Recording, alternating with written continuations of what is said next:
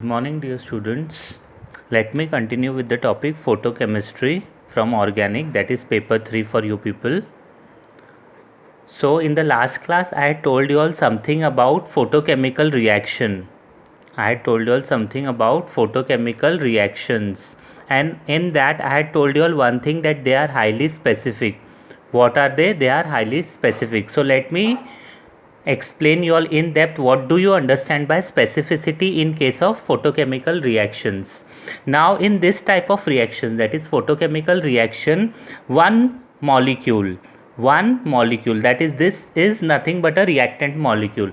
One molecule will absorb only one quantum of light. What one molecule is going to do? Will be absorbing only one quantum of light. Now what do you understand by the word quantum? You can say that it is nothing but a energy packet. So now, for example, if I am having a reaction vessel into which 50 reactant molecules are there, so what will happen? This 50 will be absorbing 50 packets of light, since the law of photochemical equivalence, law of photochemical equivalence states that one molecule will be absorbing only one quantum of light, that is, each molecule will absorb only one energy packet. So if a reaction vessel is there in which 50 reactant molecules are there, so each one will absorb one quantum of light, that is 50 reactant molecules will be absorbing 50 packets of light, but each will absorb only one. But this law of photochemical equivalence is rarely observed in practice. It is rarely observed in practice. Why it is so? Now let us try to understand why it is rarely observed in practice. Because these photochemical reactions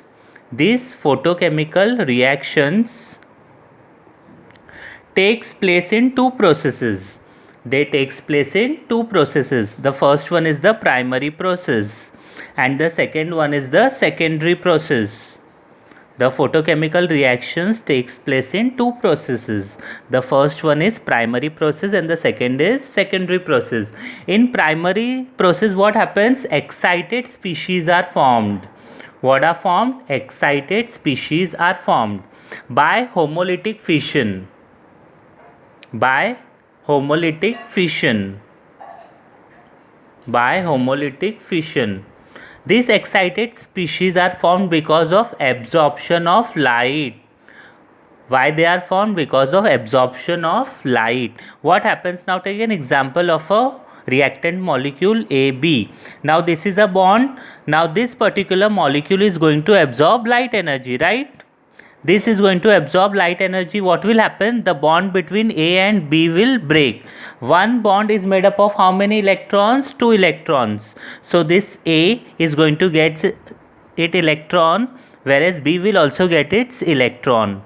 This bond is been formed because of sharing of electron. So once the absorption process is done, homolytic fission, yani homolytic breaking will take place. Each species will get its electrons. So now they will be looking something like this after the homolytic fission. A dot B dot I can write. So now I can call it to be a radical. Now this become radicals, and radicals are highly excited species. They will immediately go for the next reactions. And you all have to remember that the primary process will always follow law of photochemical equivalence. They will always follow law of photochemical equivalence. And the quantum yield, that is phi value, we always unity, that is 1. The quantum yield value will always be 1. Now let us move to the next process, that is secondary process. Now secondary process is nothing but it will undergo certain reactions to give you final products. So here what is happening? The radicals which are formed, so they are now the products of the primary process. So these products will now undergo further reaction. What they will undergo? They will undergo further reaction.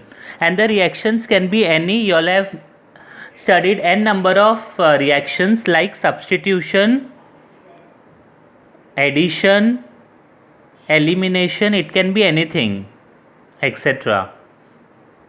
So what is happening in the primary process? You are getting, after the absorption of light, formation of excited species. They are known as radicals. These radicals are products of the primary process. So these products will now undergo further reaction. They can be any, like substitution, addition, elimination, etc.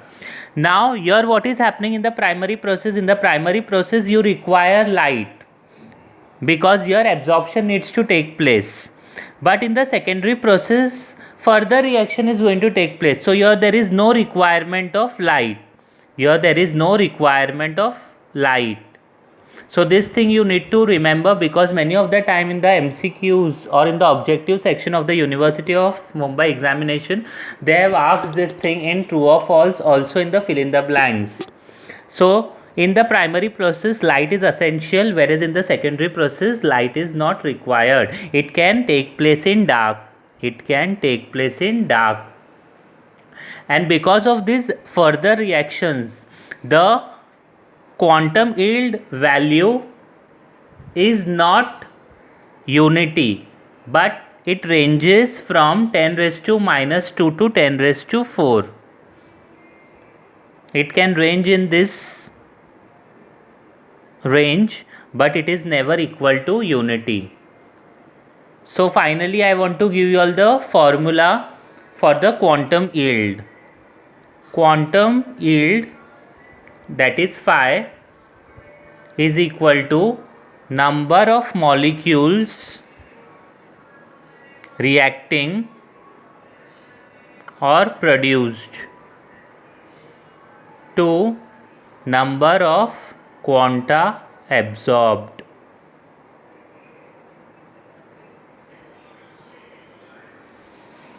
So I hope by now the photochemical reactions, why are they specific, you all must have understood, and the photochemical reaction, how many steps it goes through to give you the final product, is also clear too. And you all have to also note something about law of photochemical equivalence, and where that quantum yield value is equal to unity and where it is not, and where the law of photochemical equivalence is having its validity and where it is not having its validity. Right? Now let us move further. Now we will try to understand electronic excitation. What we will try to understand? Electronic excitation and transitions.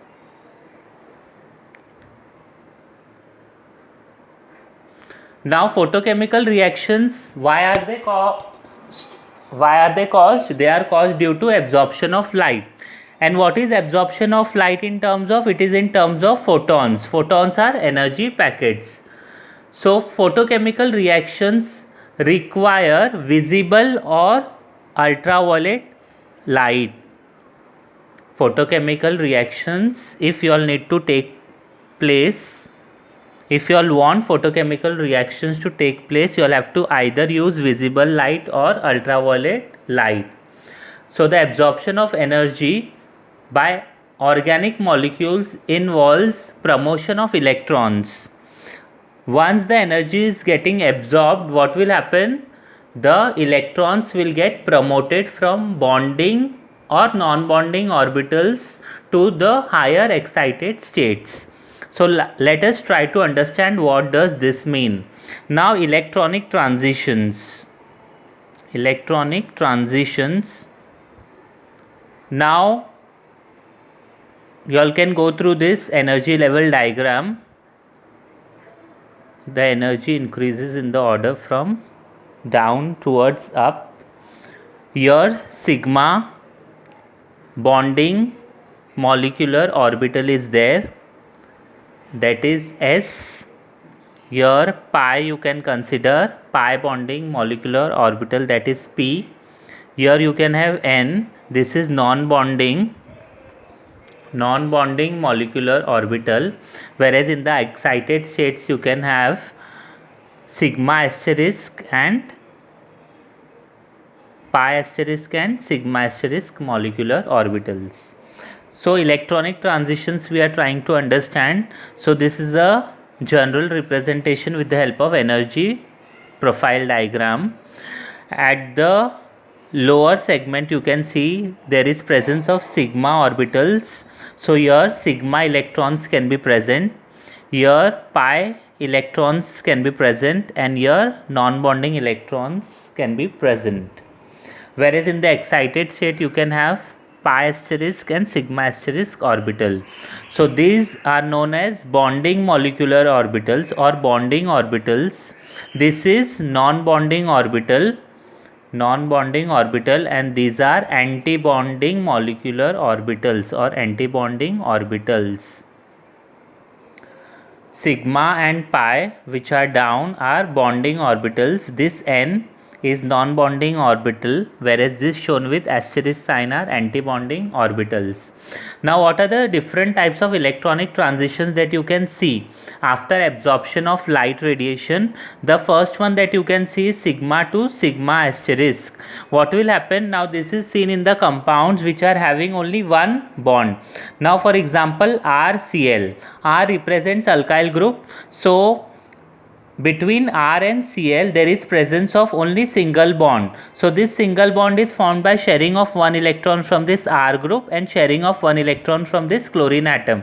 So this is how this one bond is made. So these electrons are known as sigma electrons because there are no multiple bonds over here. So this, if this is the case, these electrons will be present over here, right? Because they are sigma electrons. Now once this particular molecule absorbs light radiation, what will happen? The electrons which were in the bonding orbitals in the lower lying states, now they will jump to the higher states, that is its excited states. So this type of transition is the possibility which can take place if such type of reactant system you are having. The next one you can see is pi to pi asterisk. Now pi to pi asterisk, when this will be possible? If you are having something like this C double bond O. So here one of the bond is formed due to sigma electrons and the other one because of pi electrons. So these sigma electrons, they will be present here, whereas the second, that is pi electrons, they will be present somewhere over here. So what will happen when this particular molecule is going to absorb light energy? So this can easily flip from here to here, that is from pi bonding orbital to pi asterisk anti-bonding orbital. And you can see the distance between pi to pi asterisk is comparatively less than sigma to sigma asterisk. So this type of transitions can take place in near UV or visible region, whereas maximum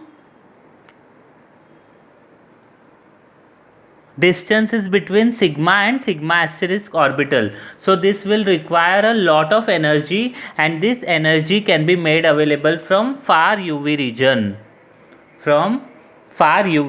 Why this is maximum energy requirement is there over here?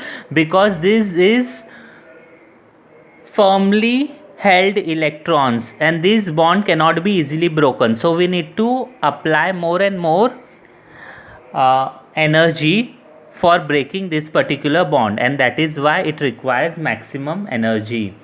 The last possibility is, you can see, non-bonding N to pi asterisk, very short distance. Now when this will be possible? In such cases only where multiple bonds and heteroatoms are there, like oxygen, nitrogen and sulfur. These heteroatoms always have lone pair of electrons on their heads. So this lone pair of electrons are not participating in any bond formation, so they are readily available and this type of electrons are placed here. So once this type of molecules absorb light, the non-bonding electrons can easily flip from non-bonding orbital to pi asterisk anti-bonding orbital, and this is requiring least energy, and this can take place in visible region. Where it can take place? This can take place in visible region. So there are three different types of transition which are possible after absorption of light by the reactant molecule. The first one is sigma to sigma asterisk transition, which requires maximum energy and can take place in far ultraviolet region. The next one is pi to pi asterisk transition.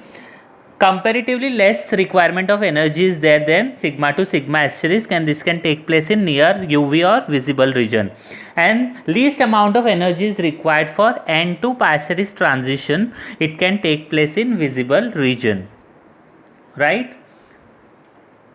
So this is about electronic transition and excitation. The next is Franck-Condon principle. The next one is Franck-Condon principle. Franck-Condon principle. What it states certain things. Pay attention. The first one is vibration of bond. Vibration of bond requires 10 raised to minus 12 seconds. What does Franck-Condon principle states? Vibration of a bond requires 10 raised to minus 12 seconds. However, excitation of an electron to higher energy level requires 10 raised to minus 15 seconds. Excitation of electron. Just now we had seen excitation of electrons from sigma to sigma asterisk orbital, pi to pi asterisk orbital, and N to pi asterisk orbital. So the excitation of electron to higher energy level requires 10 raised to minus 15 seconds. So which one is smaller? 10 raised to minus 15 is smaller or 10 raised to minus 12 is smaller? So 10 raised to minus 15 is smaller than 10 raised to minus 12 seconds. So what is happening when excitation takes place? When excitation takes place, distance in molecules, that is the bond length, does not change.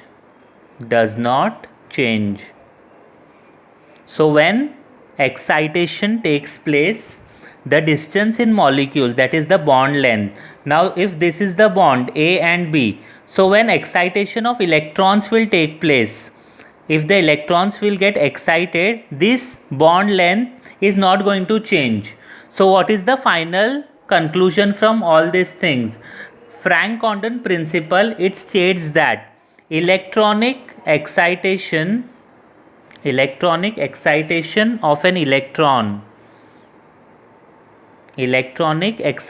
of an electron in a molecule does not change the geometry of a molecule. So this is Franck-Condon principle. It states that electronic excitation of an electron in a molecule does not change geometry of a molecule. This is very important. We started from the word vibration of bond. Vibration requires only 10 raised to minus 12 seconds, but excitation of electron, it requires 10 raised to minus 15 seconds. So if vibration will take place, then and then the bond angle can change or the bond length can change. But during excitation, the distance in molecule, that is bond length, does not change because it requires much lesser time, that is just 10 raised to minus 15 seconds. So during excitation there is no vibration. So if there is no vibration, there will be no change in the bond length. So that is why the final conclusion is that during electronic excitation of an electron in a molecule, the geometry of the molecule will not change. Why the geometry of the molecule will not change? Because there is no vibration which is going on. Because excitation takes place quickly, there is no vibration, and without vibration there is no change in the bond length. I hope the things are clear to you all.